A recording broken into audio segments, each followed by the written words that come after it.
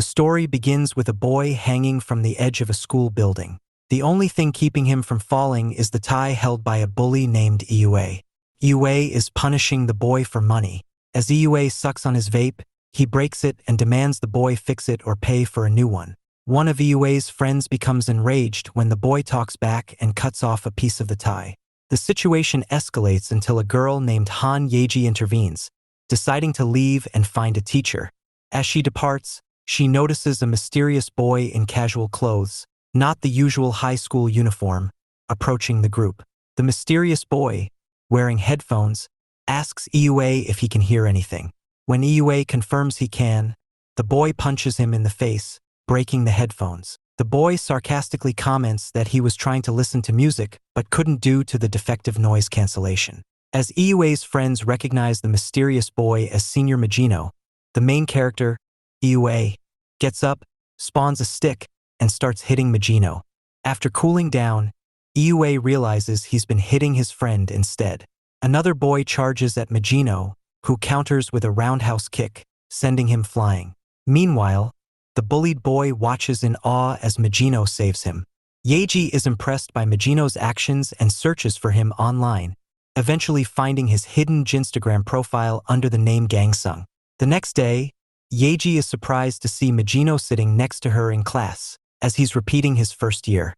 She introduces herself and wishes him a happy birthday. Magino is surprised she knows his birthday and asks how she found out. Yeji shows him the Instagram profile, but Magino denies having an account. Yeji is confused, wondering if she's mistaken. Magino's expression remains neutral, and he changes the subject. In another scene, Jeene G, a student from Gyeonggi Samcheong High School, is bullied and beaten up for not paying his tormentors enough money. They order him to meet them at school that night to pay the rest. Magino is on the roof with Yeji, discussing the mysterious Jinstagram profile. Yeji analyzes the posts and discovers the location of the profile owner. As they leave the roof, a boy approaches Magino, slapping him and asking if he's Magino. The scene shifts to the principal's office, where Magino is scolded for beating up Iue, the son of the chairman of the student council. When the chairman insults Magino's orphanage upbringing, Magino headbutts him, knocking him out. As Magino and Yeji leave, Magino opens up about his past as an orphan and his desire to find his doppelganger, who might hold the key to his origins. The story then shifts to Jeene G's home, where he's celebrating his birthday without his mother. His father takes him to the basement, disappointed in his latest report card. Jeene G escapes, noticing the open door. Meanwhile, Yeji and Magino search for Jeene G in his town. They stop to buy drinks, but when Magino returns, Yeji is nowhere to be found. Jeene G runs towards Starbucks, where the bullies instruct him to meet them. However, the bullies mistake Yeji for Jeene G's girlfriend and harass her. Magino intervenes, punching the first attacker and kicking another. He pins the third attacker to the ground, asking him what he'd call him and what his name was. As Jeene G's dad left him in the basement to reflect on himself, he received a call from his father-in-law to meet him at the hospital. In his haste, Jeene G's dad forgot to close the basement door. At the hospital, Jeene G's dad was humiliated by his father-in-law for not disciplining his son properly, warning that Jeene G would never get into medical school if he continued down this path. Jeene G's dad stood silently, absorbing the humiliation. Meanwhile, Jeene G seized the opportunity to escape the basement. His feet bloody from the harsh escape, he dashed up the stairs, reaching the rooftop of his high school. Overwhelmed with emotion, Jeene G stood at the edge, tears streaming down his face. He recorded a video addressing the hurtful nickname people used to mock him, intending to send it to his sole online supporter. As this unfolded, Magino tried to extract the name from the bully he had beaten up. Finally, the name spilled out Jeene G. Yeji searched the bag of one of the bullies and found the school address. Jeene G's dad, still seething from the humiliation, reflected on his sacrifices for the family and the hatred he received from his father-in-law. As he pondered, Jeene G's dad noticed his son walking alongside a girl. He asked the driver to stop the vehicle, but before he could react, he received a call from his secretary informing him that something had happened to Jeene G, leaving him in shock. The bullies from earlier told their leader, Jukil, about their encounter with Magino and how they got beaten up. Jae-won expressed skepticism, but Jukil acknowledged the possibility of such an event. Magino and Yeji were walking to school when an ambulance suddenly arrived, nearly hitting Yeji. Magino quickly pulled her back, saving her. As they recovered, tension filled the air as the ambulance stopped at the school, where a horrific situation unfolded. A student lay unresponsive on the ground. An authority figure blocked Magino's path. As they left, Magino looked down and saw a phone and a card with the name Jeene G. He realized the person they were searching for was the one in the ambulance. Magino quickly ran towards the ambulance as it departed, but someone kicked him. He blocked the kick with his hands. The bullies he had fought earlier stood before him, accompanied by a new, intimidating figure. Magino stood firm, determined to push forward and fight them again if necessary. At the hospital, Jeene Ginty's dad arrived in his car, inquiring about the situation with his secretary. They concluded that treating Jeene Ginty at the same hospital would be best, as his son was destined to inherit his father-in-law's hospital legacy, which demanded perfection. The truth about Jeene Ginty's situation had to remain secret. Jeene Ginty's dad instructed the hospital director to maintain secrecy and provide the best possible treatment, regardless of the cost. The hospital director nodded, ensuring that Jeene Ginty would receive the best care possible. Meanwhile, Magino fought his way through the thugs blocking his path to the nearest hospital. He swiftly blocked a kick from Jae-won, leaving the bullies stunned. Jae-won apologized for making his companion manage the school, as they were dumb. He had fond memories of bullying Jeene Ginty. Enraged, Jae-won threw a punch at Magino, who caught it with his hand. This shocked Jae-won, who became frustrated and grabbed Magino's collar. Magino broke Jae-won's wrist and twisted it, locking him to the ground before delivering a kick that sent him flying. A thug attempted to flee but spotted Yeji. He tried to take her hostage, but she overpowered him, slamming his head into the gate. As they caught their breath, discussing the nearest hospital, Jukil arrived. He knocked Yeji out with a single blow, surprised that Jeene Ginty, a supposed nerd, had taken down one of their toughest members. Jukil attributed Magino's strength to a movie-like superpower. Magino interrupted him with a blow, which Jukil dodged. As Jukil prepared to kick, Magino landed a punch in his face. A thug charged with a knife, but Magino dodged instinctively.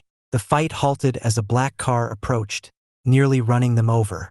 Jeene Ginty's father emerged, investigating the scene. Noticing Magino's resemblance to his son, he concealed his emotions and approached Magino, asking if his son was okay while laughing behind his back. The scene shifted to a gang's turf, where members approached their boss. They discussed Jukil's whereabouts, explaining that he was dealing with another high school issue. This revelation sparked a strange feeling in the leader, a sensation he had been waiting for. Jeene Ginty's father exerted his influence at school, ensuring the security guard, principal, and chairperson remained silent about the previous night's events. The school's administration was effectively gagged, and the incident was swept under the rug. After the fight, Yeji and Magino arrived at the hospital. Yeji reunited with her parents, relieved that she hadn't gotten into trouble. When asked about the student she was with, Yeji's parents wondered about Magino's whereabouts. Magino stood before Jeene Ginty's hospital room, finally confirming his suspicions. Jeene Ginty's father approached him with an offer to pretend to be Jeene Ginty for the time being. Magino laughed, inquiring about the connection between him and Jeene Ginty. Jeene Ginty's father promised to explain everything if Magino accepted the offer. However, Magino felt uneasy, sensing that Jeene Ginty's father might not be his real parent. He declined the offer and decided to move on, considering it too problematic. Jeene Ginty's father instructed his secretary to investigate Magino and bring him back. As Magino departed, he couldn't shake off thoughts about his childhood, Jeene Ginty's situation, and the possibility of them being twins. Overwhelmed, Magino tried to convince himself that these questions didn't matter. At the train station, Magino asked a grandfather for directions to Seoul. The grandfather requested help carrying his heavy bags. As they walked, their conversation was interrupted by a group of 9 to 10 thugs seeking revenge for their beaten members. The thugs ambushed Magino, kicking him in the head without warning. As he fell, they attacked him with baseball bats. The grandfather intervened, pleading with them to stop, fearing they would kill Magino. One thug struck the grandfather's hip with a bat, causing him to collapse. Enraged by the grandfather's injury, Magino used the grandfather's bag as a makeshift weapon, swinging it to knock down 3 to 5 thugs. Magino then threw the bag at a yellow-haired thug, grabbed him by the hair, and dragged him to the train tracks. The yellow-haired thug trembled with fear as Magino demanded answers, holding his life in the balance. Magino stood at the edge of the railway track, gripping the yellow-haired thug tightly. The city lights twinkled in the distance as a train approached, its loud horn piercing the air. The thug's life hung in the balance, and Magino's grip was the only thing keeping him from certain death. Magino pulled him back just in time, and the train roared past, leaving a trail of wind and noise in its wake. The thug lay on the ground, shaken and gasping for breath. As his life flashed before his eyes, Magino got on the stopped train and thought, "What can I do now? I have nothing to do with Jeene." The train's doors closed behind him, and he disappeared into the night. At the hospital, doctors struggled to save Jeene G's life. Despite their efforts, recovery seemed impossible without a miracle. The beeping of the machines and the faint smell of disinfectant filled the air as the medical team worked tirelessly to save Jeene G. Magino woke up at the orphanage, remembering it was the weekend and he'd been expelled from school. He went to talk to his mother, a nun, who listened attentively as he recounted his experiences. She asked about the issues at school and didn't blame him, as she trusted him implicitly. Later, Magino fought a suited man, suplexing him to the ground. This triggered a plan to burn down the orphanage. As Magino rushed towards the burning building, the suited men took his mother hostage.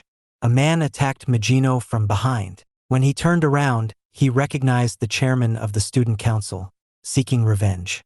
The chairman threatened to burn the orphanage unless Magino took a beating from him.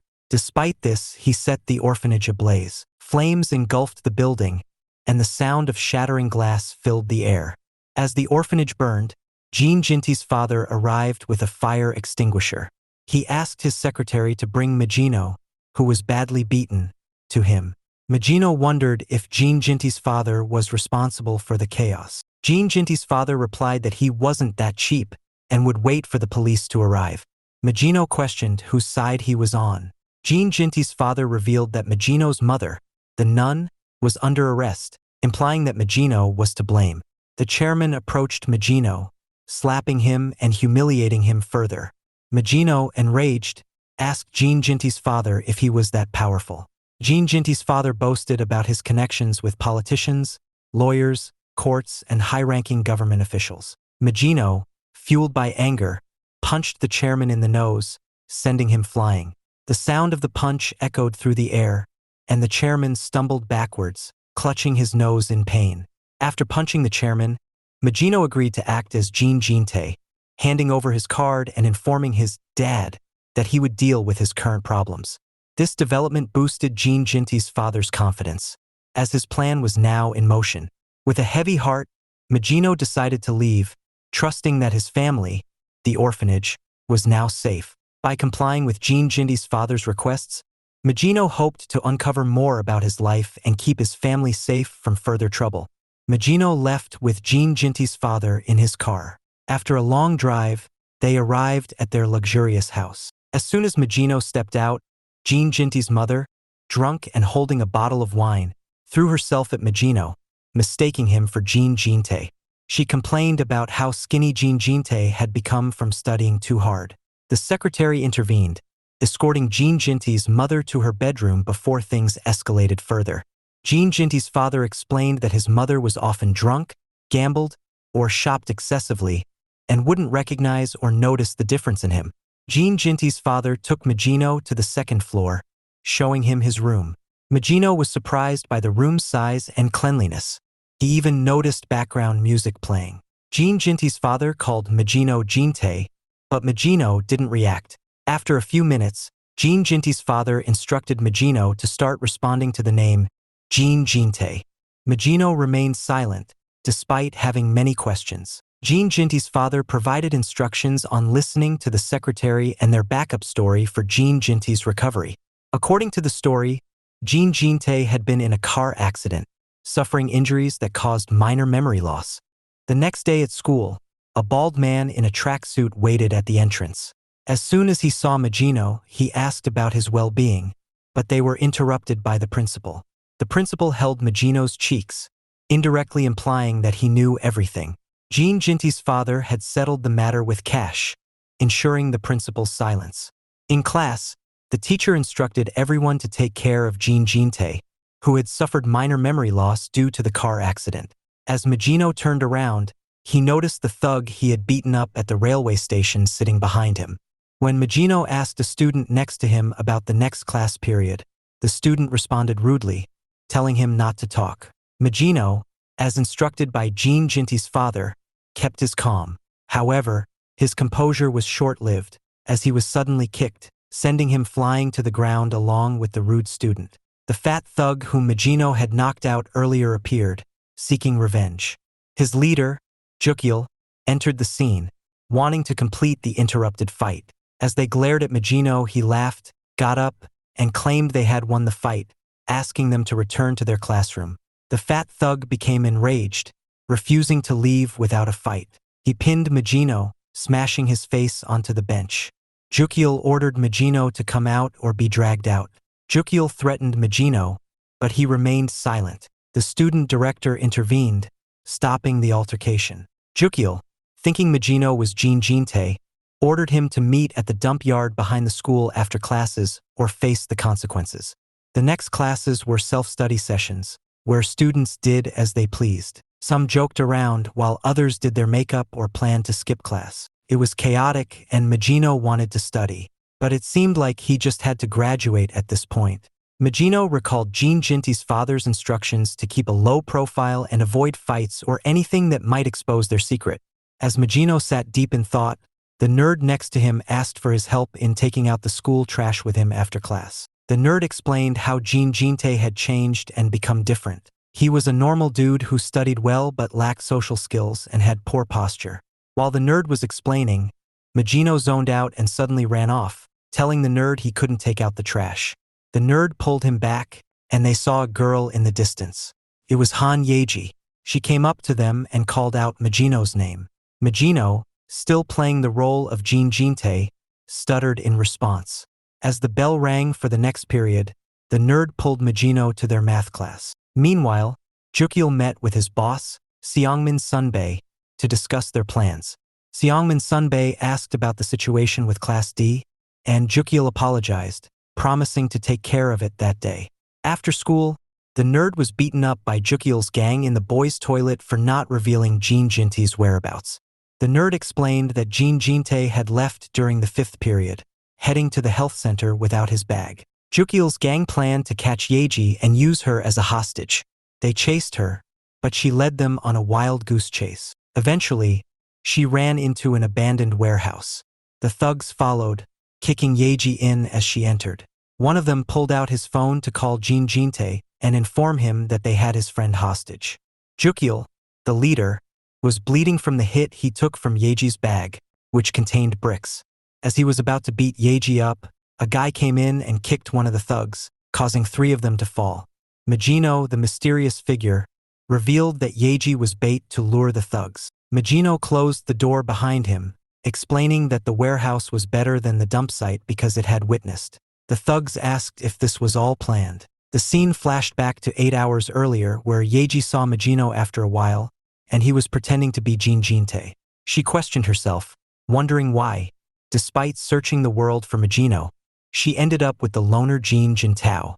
This led to a flashback 5 hours earlier, where Magino was hiding from the thugs. He thought to himself that he should follow Jeene G's father's instructions and avoid causing problems. Suddenly, someone choked him from behind. It was Yeji who had found Magino again. Magino tried to maintain his act, but Yeji revealed that she had received a message from Magino's mother, the nun, which exposed his true identity. Yeji accepted Magino's defeat. Yeji was persistent in finding Magino. She went to school to gather information about him. The teacher asked her why, as a good student, she was involved with gangsters. Yeji replied that Magino was different from others. While visiting the orphanage, Yeji spoke with Majino's mother, who said that Majino had left, and they didn't know where he was. During their conversation, they noticed the arrival of expensive tablets for the orphans, sponsored by the Myeongjong Welfare Foundation. The Myeongjong Welfare Foundation was a well-established company connected to the Myeongjong Medical Foundation, which had a leading red pharmacy with high-level biotechnology. The person who made this biotechnology famous was President Jeene Sungo, Jeene Jintae's father. This connection led Yeji to discover that Majino might be at Samcheong High School, where Jeene Jintae studied. Yeji asked her parents to transfer her to Samcheong High School, which shocked Majino. Yeji gave Majino Jeene Jintae's phone and told him that the screen was slightly broken, and it had a face lock password. After 3 hours, Majino accessed Jeene Jintae's phone while in the medical center. Majino opened Instagram and saw many posts from Jeene Jintae. He wondered why Jeene Jintae posted such pictures. Majino then viewed the images on the phone, including a shirtless picture of Jeene Jintae covered in bruises. Majino also found a video of Jeene Jintae being bullied by Jukyeol and his friends. He realized that this bullying might have driven Jeene Jintae to attempt to take his own life. Yeji appeared in the medical center, discussing what happened to Jeene Jintae. They decided to visit Yeji's uncle's place to copy the data from the phone.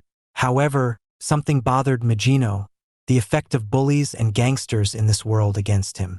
Majino decided that they should meet Yeji's uncle to put an end to this. This led to the present moment where Majino was fighting the thugs. He jumped into the air, kneeing the big guy in the face. The big guy flinched and punched Majino back in rage, which he blocked and deflected with ease. Majino pulled back his hand to throw another punch, which the big guy tried to slip out of. However, Majino's rage, driven by his desire to show his strength, fueled his actions. Majino punched the big guy multiple times in the gut and delivered a kick to his chin, knocking him out. By knocking out the big guy, the yellow-haired guy in the gang fell, consumed by an overwhelming sense of fear. He had no choice but to fight Majino, despite his reservations. Summoning all his courage, he grabbed a nearby bar and charged at Majino with full strength, his heart racing with anticipation. However, he was swiftly hit on the throat, causing him to choke on his voice. The pain was excruciating, and he stumbled backwards, gasping for air. As he attempted to strike Majino, Majino seized the bar and began hitting him, inflicting intense pain with each blow. The yellow-haired guy thought to himself, how much it hurts when you get hit by an iron bar. The pain was unbearable, and he felt his strength waning. As Majino prepared to deliver the final blow, Jukyeol intervened, kicking the bar out of Majino's hands. Jukyeol, having stopped bleeding from his nose, was ready to fight and take down Majino. His eyes blazed with anger, and his fists were clenched. His initial kick was intense, and Majino struggled to block it. Majino barely slipped through the next few attacks, which surprised him, as Jukyeol had a unique fighting style. At one point, they paused, and Majino focused on Jukyeol's technique. He analyzed every move, every gesture, and every expression. He waited for the right moment and executed the same kick Jukyeol used, but with more power. This enraged Jukyeol, and his next attack was fierce. However, Jukyeol left himself exposed, and Majino seized the opportunity to swipe a kick, tripping Jukyeol and sending him into a free fall. While Jukyeol was in midair, Majino struck him with a scissor kick, adding to his momentum. As Jukyeol struggled to get up, he received another kick. Overwhelmed by the relentless attacks, Jukyeol was flooded with memories of the moments he had hurt Jeene Jintae. He recalled every cruel word, every painful blow, and every humiliating gesture. He was consumed by grief and pain, his eyes welling up with tears. Here is the text with more length. With that last kick, Jukyeol goes flying, hitting the wall behind him and falling unconscious. Majino hands Yeji an iPhone, telling her indirectly that she needs to use this phone to take a video of the bullies getting bullied, which made the bullies cry and moan, as they laughed so hard when they were bullied. Majino's eyes blazed with fury as he towered over the cowering bully. His voice was low and menacing, sending shivers down the spine of his tormentor. The threat was implicit, but the message was clear. If their paths crossed again in school, Majino would unleash a terrible retribution. The scene shifted to a serene greenhouse, where a man stood calmly watering a bed of vibrant flowers. One of the men, dressed in a crisp suit, standing behind him, was asked where Jukil was. The man with the suit got the signal that he should give Jukil a call now. As soon as he received the call, Magino stomped on the phone, breaking it in half, which shocked the man with the suit. He sent their men to search for Jukil immediately. While the search was going on, Magino and Yeji left the area to a nearby park. They sat there and discussed how important it was for Magino to help his father out, and eventually he would get the answers to all his questions. Regarding Jeene G, he needs a miracle to wake up. Unless that happens, Magino would hide his identity and work for Jeene G's father. Behind them were the thugs looking for Jukil. They had no luck in finding Jukil and his friends. Few days have passed in school, and Jukil and his friends are nowhere to be found. Discussions arise between the nerd and Magino if they have been taught a lesson and, due to the embarrassment, didn't come to school. Magino was trying to study, but he didn't understand anything. He asks the nerd to stay back after class. They stay back, and Magino is getting scolded by the nerd because he is so dumb and doesn't even know anything. Yeji, as always, comes out of nowhere, suggesting to Magino that she'd teach him from the basics. Yeji starts talking about the bullies and about their whole gang, where she explains how she researches the school situation and how she discovered that the thugs are classified in ranks according to their fighting skill or how much money they bring to the third-year students, which they then form into clans. Magino mocks it, saying how childish it is. Magino leaves the school. Meanwhile, a bunch of guys were talking about the disappearance of Jukil. They see Jeene G, Magino, and say that he looks better because of his disappearance. They call Magino and he looks back, asking which rank he is, and then turns back, locking eyes with them and getting ready to fight. Here is the rewritten text. When Magino leaves, one of the thugs calls him and asks him to come to them, but Magino mocks them by saying what rank they are, which distracts one of the thugs, and he rethinks if he plays any games. The thug's eyes widen in confusion, and for a moment, he forgets about his surroundings. With that distraction, Magino seizes the opportunity to escape. He sprints towards his car with incredible speed, leaving the thugs in a cloud of dust. While the thugs realized this, it was too late. Magino had vanished into thin air, leaving them frustrated and enraged. At home, Magino meets with Jinty's mother, who's always drunk. The stench of alcohol fills the air, and Magino's heart sinks at the sight of her. He goes to his bed and rests, thinking about his mother and other things. His mind is a jumble of emotions, and he struggles to make sense of his new life. His father comes into his room and tells him that he has to live a new life. He brings in 5 or 6 A-grade top-level teachers so that Magino can be first in class and join Korean university. Jinty's father threatens that if Magino doesn't study, his orphanage won't get anything like he had promised. The weight of responsibility settles on Magino's shoulders, and he feels the pressure mounting. At night, Magino texts Yeji to meet him now. The scene shifts to the bullies who Magino mocked before. They were bullying 2 other kids and ordered them to give them the payment they asked for, but the kids cried, and eventually the bullies beat them up and took their belongings, such as phones, shoes, and bags, as payment. The bullies' eyes gleam with malice as they revel in their cruelty. While they discuss the absence of Jukil, one of the thugs spots Magino and says to the others that they hit the jackpot. Their faces light up with excitement, and they begin to stalk their prey. Magino, on the other hand, was walking to meet Yeji and hand over her uncle's phone to get it fixed, as he had some urgent plans. One of the thugs snatches the phone out of Magino's hand and tells him that because he didn't make the payment, they'd take his phone. But Magino gives them the money, saying that he wants his phone back. As the phone is broken, he gives it back. While giving it back, the thug drops it, mocking him. The phone shatters on the ground, and Magino's anger reaches a boiling point. While Magino goes down to pick it up, he stomps on the phone, his foot coming down with a resounding crunch. This makes Magino really angry, and he breaks the thug's legs with his hand. The sound of cracking bone echoes through the air, and the thug's scream is music to Magino's ears. Magino reaches down to pick up his phone, but the bully stomps on it, laughing in a mocking voice. The sound of shattering glass echoes through the air, and Magino's eyes narrow in anger. The thugs seize the opportunity to attack, and one of them knees Magino in the face. Magino's head snaps back, but he refuses to lose control. He repeats to himself that he's Jeene G, and that Jeene G doesn't fight. The thugs laugh at Magino's misfortune, their voices echoing through the air. Magino falls to the ground, his vision blurring for a moment. But as he looks up at the thugs, he sees his chance. With lightning-fast reflexes, Magino grabs the thug's knee, his grip tightening like a vice.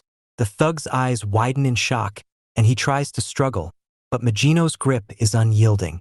And then, in a flash of movement, Magino's hand begins to twist, the thug's knee creaking under the pressure. As the thug collapses to the ground, Magino senses an opportunity to escape. Before he can get up, he notices a tall, muscular guy standing directly in front of him. Looking up at the man's unusual attire, Magino briefly wonders if the stranger might be from the military. Deciding to ignore him, Magino gets to his feet, realizing that Yeji must be waiting for him. When the thugs notice the muscular man, they quickly recognize him as Kwon Dukak. Without hesitation, they grab their injured friend and retreat, rushing toward the hospital. Dukak's attention shifts to the group as they leave, allowing Magino a chance to slip away unnoticed. By the time Dukak turns his focus back, he realizes Magino has already vanished. He spots Magino outside, climbing into a taxi. Despite his attempts to stop him, Magino ignores Dukak and urges the taxi driver to hurry. As Magino sits calmly in the taxi, Dukak watches it disappear in frustration. A short while later, Magino arrives at Yeji's uncle's office. Yeji's uncle looks at the severely damaged phone in shock, commenting that it might be incredibly difficult to repair given its condition. Yeji pleads cutely for him to try, emphasizing the importance of recovering the phone's data. Her uncle reassures her that while he might not be able to restore the phone to its original state, he should be able to recover the data. He begins the recovery process, promising to notify Yeji once he uploads the data to the cloud. Grateful, both Yeji and Magino bow respectfully and thank him for his help. Meanwhile, the thug whose leg was broken by Magino is back on his feet, albeit with a bandaged leg and a crutch, as his cartilage and ligaments remain intact. While playing pool with his friends, the injured thug asks Seong-jun about Kwon Dukak. Curious, he wonders if Seong-jun felt fear, considering they all ran away upon seeing Dukak. Seong-jun defends himself, boasting that he only left because he needed medical attention. The injured thug expresses curiosity about Dukak and questioning if he's famous at school. Seong-jun explains that Dukak has always been physically imposing, even in middle school. He recalls how Dukak turned their school upside down, once beating high school students to a pulp while still in middle school. Seong-jun adds that Dukak left school before completing his second year due to his father being in the military. He even reveals that Dukak acted as Jeene G's bodyguard back then and speculates on why Dukak has suddenly reappeared, uncertain if he has been transferred back to their school. A senior student, Sung-min, appears and approaches Seong-jun, who informs him that the payment has been sent. Sung-min asks about Jukil's whereabouts, and Jun explains that he is nowhere to be found, adding that Jukil's parents don't seem concerned, as they assume he eloped. When Sang-jun asks if they can upgrade to the second year's D-clan, Sung-min is surprised. He begins to leave, stating there's no point in upgrading to an empty, abandoned rank and challenges Sang-jun to prove he is worth for that position. Sang-jun agrees and mentions Dukak to Sung-min before leaving, confirming that he recently saw Dukak in the city. However, despite having heard of Dukak, Sung-min admits he doesn't know much about him and continues walking away. The next day, just as Sang-jun expected, Dukak is introduced to the class as a new transfer student by the homeroom teacher, who tells everyone to behave and get along with him. Dukak immediately focuses on Magino and points directly at him, which prompts Jintae's nerdy friend to ask if Jeene knows him. Magino, looking just as confused, becomes nervous when the teacher assigns Dukak to sit behind him. After the period ends, Dukak suddenly hugs Magino from behind, addressing him as Jeene G. Holding him tightly, Dukak demands to know why he ignored him the day before. Dukak keeps embracing him, declaring that he missed Jeene the entire time he was gone. However, Magino struggles to breath and labels Dukak as crazy and warns him to let go before he ends up choking him to death. However, Dukak mishears Magino's warning and excitedly asks if Magino would lose his life after missing him so much. Lifting Magino into the air, Dukak laughs loudly and asks if Magino remembers him, Kwon Dukak. Before Magino can respond, his nerdy friend interjects, explaining that Majino lost part of his memory in a car crash. Despite this, Dukak misunderstands again, prompting the friend to quickly redirect the conversation. He asks Dukak if he and Majino were in contact after Dukak left school, to which Dukak admits he was busy. Finally grasping the truth about Majino's memory loss, Dukak turns to Majino with determination, assuring him not to worry, as he will help him recover his memories. As Dukak continues shaking Majino enthusiastically, Majino begins to sense that Dukak might not be a bad person after all. Meanwhile, the injured thug meets his friends in the male restroom, where they inquire about his knee's condition. He reveals that while it still hurts, he is almost fully recovered and can now walk without a crutch. He then informs his friends of his plan to take the chance to rise to the D-clan, now that Jukil's position is vacant. When asked about Sangjun, the thug explains that Sangjun is a weapon user and wouldn't engage in conflict within his own group. Instead, he intends to surpass Sangjun and earn the seniors' recognition. Laughing confidently, he declares that gaining their acknowledgement will surely secure him the coveted position in the D-clan. Shortly after, recess begins, and Dukak invites Majino to get lunch with him at the canteen. When Majino says he needs to use the bathroom, Dukak mishears and tells him to return quickly from the principal's office. As Majino heads to the restroom, he glances back, realizing Dukak struggles with comprehension. On his way, Majino checks his phone and sees that the data from Jeene G's phone still hasn't been recovered. Suddenly, two of the injured thug's friends appear behind him, calmly grabbing his hands. Confused, Majino wonders about their intentions, but the thugs tell him to stay quiet and follow them.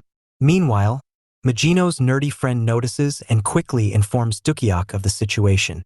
Hearing the location, Dukak rushes toward the restroom, knowing it's the thug's base.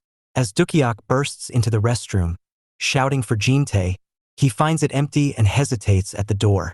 From behind the door, the injured thug watches silently, smiling as he sees an opportunity to defeat Dukak and gain recognition from the seniors. Without giving Dukak a chance to react, the thug strikes him in the head with a stick, sending him to the ground. Elsewhere, Majino is taken to the canteen, where the thugs pile his tray with bread to keep him occupied. Fully aware of their plan, they ensure Majino stays distracted while their injured friend deals with Dukak in the restroom. As Majino starts eating, he wonders if being forced to eat bread is some strange new method of bullying. Just then, his phone buzzes with a notification. Checking it, he sees that Yeji's uncle has kept his promise and Jeene G's phone data has been recovered. Relieved, Majino hands the bread to the thugs, claiming he's full and no longer hungry. Before he can leave, one of the thugs warns him to finish his food, threatening that wasting food would send him straight to hell. Annoyed but calm, Majino shoves a whole piece of bread into his mouth, chewing and swallowing it in one go, leaving the thugs stunned. Without another word, he leaves the canteen and begins scrolling through his phone, noting that several photos and text messages have been recovered from Jinty's phone. Curious about Dukak, Majino decides to check his old messages, thinking it might help him understand Dukak better and interact with him naturally. As Majino reads messages from 3 years ago, he discovers one where Dukak told Jeene he had started boxing. Dukak had been forced into it by his father, but over time, he developed an interest and became decent at it. Meanwhile, in the restroom, the injured thug continues mercilessly beating Dukak. Despite the onslaught, Dukak's resilience surprises the thug, who realizes Dukak is far tougher than he expected. Gathering his strength, Dukak finally counters by grabbing the thug in a tight clinch, blocking his movements like a trained boxer. The thug frantically strikes Dukak's back with his stick, but Dukak shoves him with force, causing the thug to fall to the ground. Though Dukak knows fighting could jeopardize his chances of entering boxing competitions, his determination to protect Jeene outweighs the risk. Spotting the thug's injured leg, Dukak realizes the thug might have been faking it all along, given how effectively he was wielding the stick moments ago. Smirking, Dukak decides to help the thug by taking off his cast. The thug looks confused until Dukak suddenly punches his leg with brutal force, breaking it for real. The cast shatters upon impact, fulfilling Dukak's sarcastic promise, while the thug screams in pain, stunned by Dukak's unexpected retaliation. As Dukak steps out of the restroom, leaving Kitai writhing in pain on the ground. He reflects on his choices.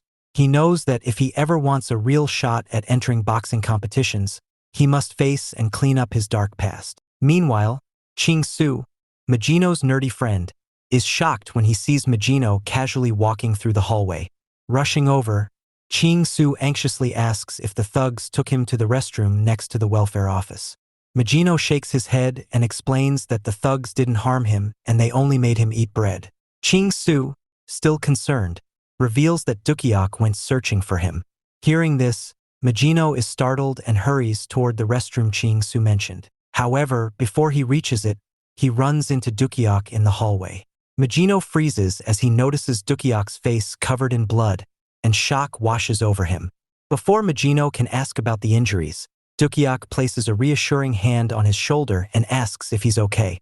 Dukak then explains that Jeene was frequently bullied after Dukak left school, making Majino realize that Jeene had a true friend who always cared deeply for him. Though touched by Dukak's concern, Majino avoids answering his questions and instead focuses on his injuries. Insisting that Dukak needs medical attention, Majino urges him to go to the hospital.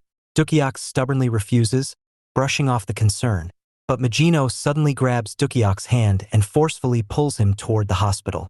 Dukak is taken aback, astonished by Jinte's unexpected strength. For the first time, he starts to suspect that Jeene might be hiding more than just amnesia, his immense physical power leaving Dukak in silent disbelief as Majino drags him along. Meanwhile, in another part of the school, Sang-Jun confronts Kitai after discovering his attempt to stand against him and aim for Jukyeol's position. Without hesitation, Sang-Jun furiously beats Kitai with a stick, expressing his anger over Kitai's betrayal. As Kitai writhes in pain, he repeatedly apologizes, admitting that it was a mistake to make such a move. Sang-Jun boasts about his strength, proudly declaring that he is among the select few who survived a duel with Dukak. Satisfied with Kitai's submission, Sang-Jun finally steps away, claiming that he will soon demonstrate what it truly means to be a skilled weapon user. Meanwhile, Dukak, Majino, and Ching-Su walk out of the hospital together. As they stroll down the road, Dukak glances at the fresh bandages wrapped around his hands and brushes off the significance of his injuries. He confidently claims that he didn't need medical treatment in the first place, emphasizing his strength and resilience. Dukak insists Majino hand over his bag, assuring him that he is perfectly fine, but Majino refuses, recalling the doctor's advice to Dukak to be cautious for a while. Suddenly, Majino's phone rings, drawing both their attention.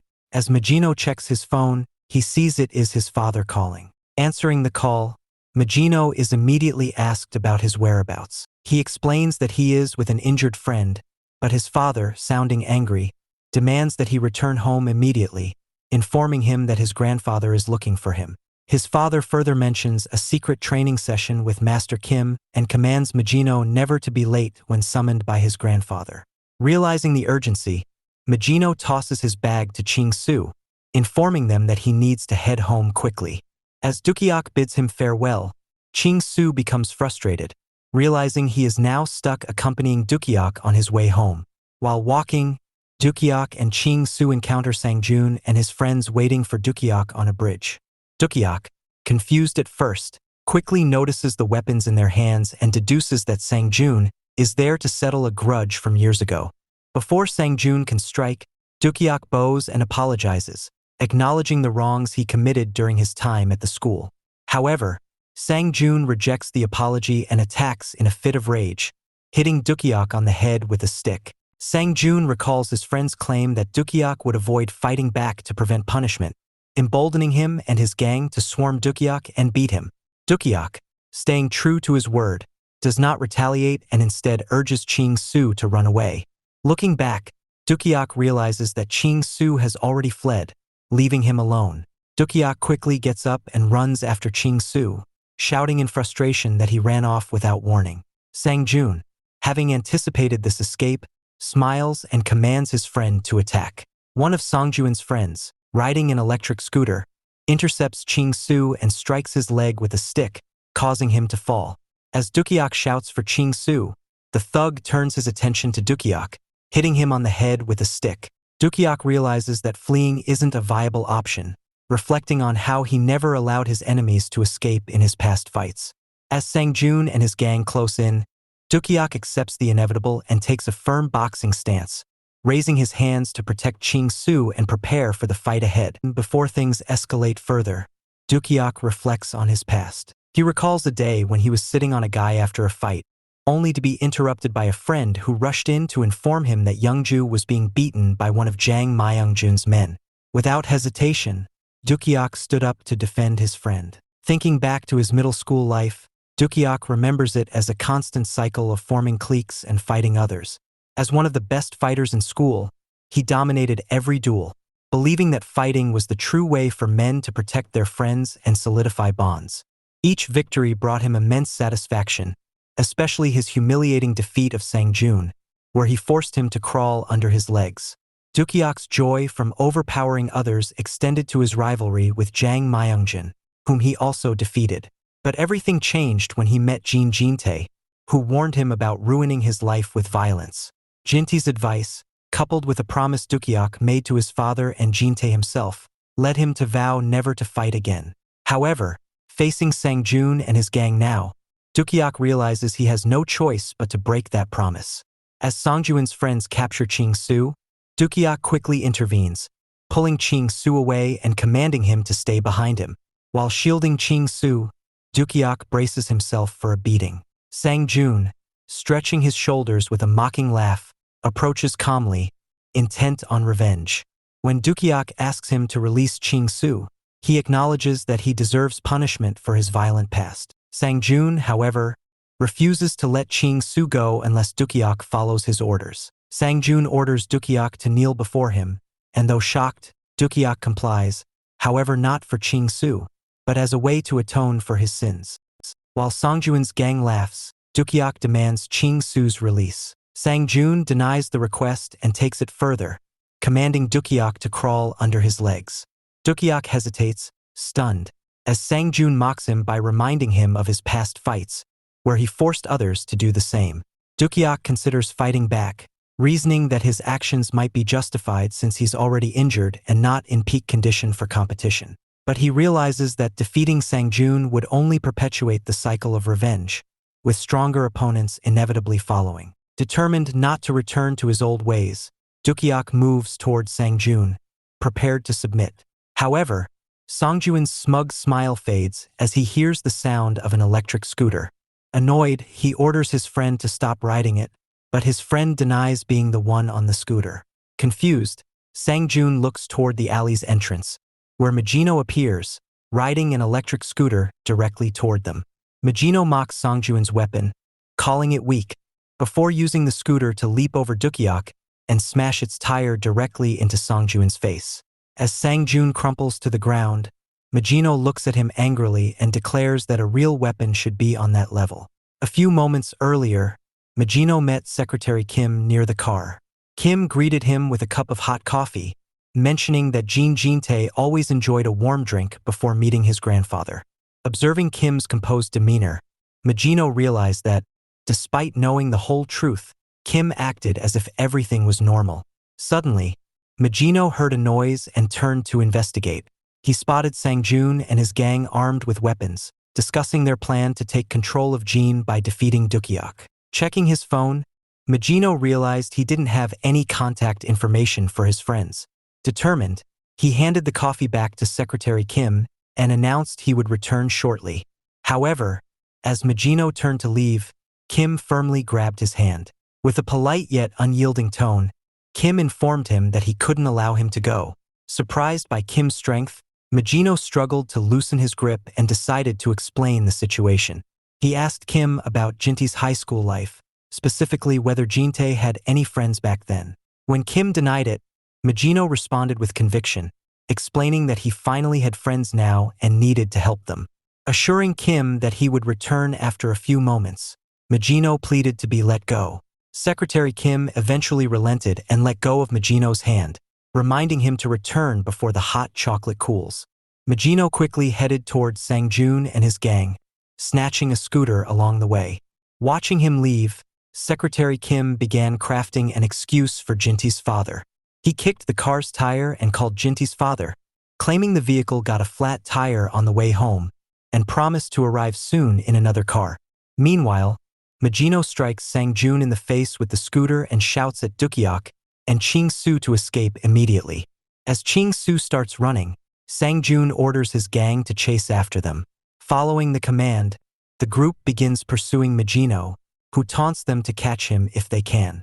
Rushing away on the scooter, Magino eventually finds himself at a dead end. Realizing his situation, he yells out that he managed to lure the gang there, only to be stunned when he notices that none of Sang-joon's group had actually followed him. At the same time, Dukak and Ching-soo cross a road while fleeing the gang. Ching-soo panics upon seeing an oncoming truck and freezes, but Dukak swiftly carries him to safety and keeps running. Meanwhile, Sang-joon's friends decide against risking their lives and choose not to pursue Dukak and Ching-soo any further. Watching from a bridge, Magino overhears Sang-joon furiously yelling at his gang, threatening to punish them later at the pool hall. Shortly after, Magino arrives home and has dinner with his father and grandfather. As he eats, he notices an awkward tension, realizing that the atmosphere is far from what he expected from a wealthy family. Once dinner ends, Magino is escorted to the villa where he will spend the night. Secretary Kim informs him upon arrival that they weren't late, as Jintee's father had some work to finish. When they reach the villa, Magino asks if Secretary Kim lives there too, to which he replies affirmatively, explaining that he stays at a nearby villa. As Secretary Kim prepares for bed, Magino enters his room using a master key he had. Upon entering, Magino thanks Secretary Kim for not revealing anything about the incident earlier that day. As he approaches, Magino comments on Kim's physique, saying he's sure that Kim isn't just a secretary, but also a bodyguard. Curious, Magino starts to explore the room and its equipment, remarking that everything looks like it's straight out of a movie. However, Secretary Kim asks him to stop and suggests that Magino should just make whatever request he had, as he had come to his house for a specific reason. Magino, however, denies that there was any particular reason for his visit. He soon points to one of the military pieces of equipment and asks if he can borrow it. Meanwhile, Sang-joon vents his frustration on his gang for letting Dukak and Ching-soo escape. He shouts at them, insisting that he wanted everything resolved that day and couldn't wait until tomorrow. As his voice echoes through the pool room, the owner approaches him, asking him to calm down. However, Sang-joon, still consumed by anger, pushes the owner aside, warning him not to interfere in their business. The owner stumbles to the ground, but Sang-joon ignores him and turns his focus back to his gang, determined to teach them a lesson. Before Sang-joon can act, the pool room is plunged into darkness due to a sudden power cut. Startled, Sang-joon orders his gang to turn on their flashlights. As beams of light scatter through the room, they spot a figure near the main gate. Sang-joon demands to know if the man is responsible for the power outage. The figure, Magino, calmly places a stick through the handle of the main gate, locking it from the inside. Magino then responds to Sang-joon's earlier words, agreeing that everything should end that very night. As Sang-joon and his gang struggle to make sense of the situation, Magino steps forward, his expression visible in the faint glow from his borrowed military equipment. Unlike the others, Magino can see clearly through the darkness, thanks to the advanced gear he had convinced Secretary Kim to lend him. Despite being unable to see anything in the darkness, Sang-joon's gang charges toward the direction of the voice, yelling that they'll strike near the door since the sound came from there. Magino, relying on the military equipment he borrowed from Secretary Kim, can vaguely make out their heads in the dim outline. However, he quickly realizes that the equipment isn't genuine but merely a replica, limiting his visibility to only their heads. Spotting one of the gang members, Magino swiftly kicks him, causing panic among the others. As he moves toward his next target, a memory from dinner with his grandfather that evening flashes in his mind. During dinner, his grandfather had brought up Jintee's past academic performance, mentioning that he'd heard about some slip-ups in Jintee's exams back then. Advising Magino not to repeat those mistakes, his grandfather reassured him that making errors was part of being human. Then, unexpectedly, he asked Magino if he'd secure first place in the next exam, catching him off guard. However, before Magino could respond, Jintee's father confidently intervened, promising his father that Jeene would undoubtedly achieve first place. Moments later, Magino received a text notification during dinner, informing him that Jinte's data was being updated. Excusing himself, he left the table and headed to the restroom. There, he overheard his grandfather complaining about Jinte, expressing disappointment and stating he wasn't proud to have a grandson like him. Ignoring the harsh remarks, Magino focused on the data updates. As he reviewed the files, Magino noticed that Jinte had kept a diary. Though much of the data was incomplete, the first entry from Jinte's initial year in high school had been successfully recovered. In it, Jinte described his school life as ordinary at first, until he befriended Kitai and Sangjun, who only seemed interested in exploiting him for his wealth. Jinte recounted an incident in the welfare department where his friends had thanked him for paying for their food. When Kitai asked directly if he was rich, Jinte hesitated before denying it. Despite his denial, they saw through his lie, and Sangjun demanded that Jinte treat them to a proper meal later that evening. Kitai quickly agreed with Sangjun, suggesting that Jinte also provide them with girls that night, mentioning he knew a hidden but expensive spot. Hugging Jinte excitedly, Kitai claimed Jinte could easily cover the expenses since he was wealthy. When Jinte declined, citing extra classes, Sangjun demanded money instead so they could enjoy themselves. After receiving the money, Kitai and Sangjun mocked Jinte, calling him foolish for handing it over so easily. Hiding in a nearby restroom, Jinte overheard their conversation, where they belittled him. The situation soon escalated, with Jinte being bullied and having all his money taken. At home, Jinte found no support from his father, who once scolded him for receiving a prize of excellence. His father dismissed the achievement as insignificant and berated him for not focusing on his studies. When Jinte tried to confide in him about school incidents, his father interrupted, calling him empty-headed like his mother. Hurt, Jinte chose to remain silent. Eventually, Sangjun and Kitai decided Jinte needed a nickname, settling on Idiot Jeene, claiming it suited him. From that day forward, Jinte became Idiot Jeene, and his classmates relentlessly bullied him. The scene shifts back to the present, where Magino fights Sangjun's gang. When one of the gang members charges at him, Magino swiftly dodges and vanishes, exploiting the darkness. Targeting Kitai's injured leg, he delivers a soft but precise kick, making Kitai scream in pain. As the gang's focus shifts to Kitai, they spot Magino for a brief moment and charge toward him. Magino disappears again, causing one of the gang members to accidentally hit Kitai in the head. Magino skillfully takes down the gang members one by one, avoiding any injuries to himself. Eventually, only Sangjun and two of his friends remain standing, struggling to locate the attacker. Spotting Magino for a brief moment, Sangjun grabs a ball from the pool table and throws it toward him, boasting about his time as a baseball player in middle school. However, Magino vanishes before the ball can hit him, leaving Sangjun and his friends bewildered. As Sangjun searches frantically for the attacker, Magino silently approaches from behind. Swiftly, he leaps onto the pool table and delivers a powerful kick aimed at Sangjun's face. As Sangjun collapses to the ground, he angrily demands to know the identity of the man attacking him. When Sangjun pleads for the mistreatment to stop, Magino remains coldly silent for a moment before speaking. Magino then states that the reason he wants to beat Sangjun is because of his arrogant attitude, pointing out that Sangjun looks down on everyone and treats them as idiots, believing himself to be superior to all. The next day, Kang Seongmin, a senior of Sangjun, meets with the students of Baeksan High School. Standing alone before the large group, he asks if they all came just to capture him. Lighting his cigarette, he listens as the gang leader confidently states that they will defeat him in a real fight. Seongmin acknowledges this and adds that he brought someone along to handle them. The gang leader mocks him, laughing at the idea of defeating their entire group with just one person. However, a gang member spots the figure behind Seongmin and, in shock, identifies him as Han Jun, a second-year student from Samjeong High. The realization unsettles the group as they question whether they can win against both Seongmin and Han Jun. Seongmin reassures them, casually explaining that Han Jun will handle the fight all alone.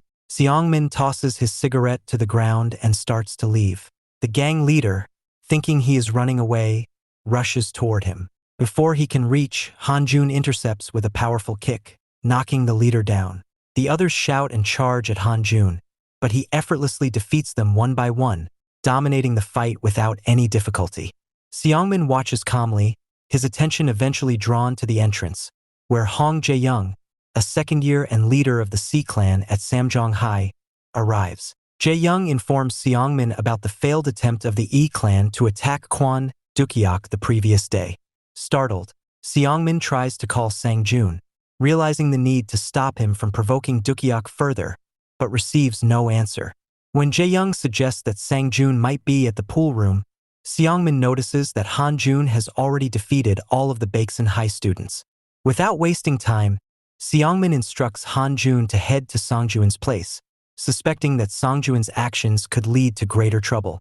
While Sang-jun continues to demand the attacker's identity, one of his friends attempts to attack Magino from behind. Sensing the movement, Magino swiftly turns and hurls a pool ball at the attacker's face, causing him to cry out in pain.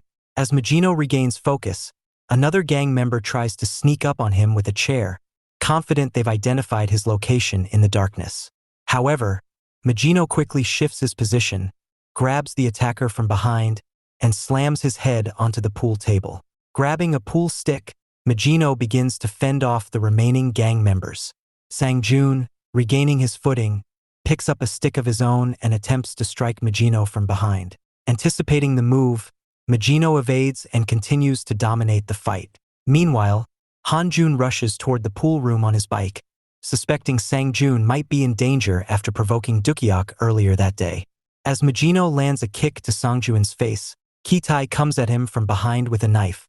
Magino catches sight of the attack and counters with an elbow strike to Kitai's face, incapacitating him. Grabbing Sang-jun by the hair, Magino lifts him and ignores his desperate pleas for mercy. Coldly, Magino tells Sang-jun that he deserves the punishment for the way he treats and bullies others. Just then, Han Jun arrives at the scene, calmly opening the pool room door. Stepping inside, he surveys the chaos and notices several bodies scattered across the floor and tables in disarray. Jae-young enters alongside him and approaches Sang-jun, demanding to know who attacked them. Seeing no response from the battered Sang-jun, Jae-young realizes the group is too injured to speak. Suspecting Dukak might be responsible for the assault, he begins to analyze the situation. Han Jun, on the other hand, notices the security camera in the corner of the room. As he looks at it, he notices Magino's presence just behind him.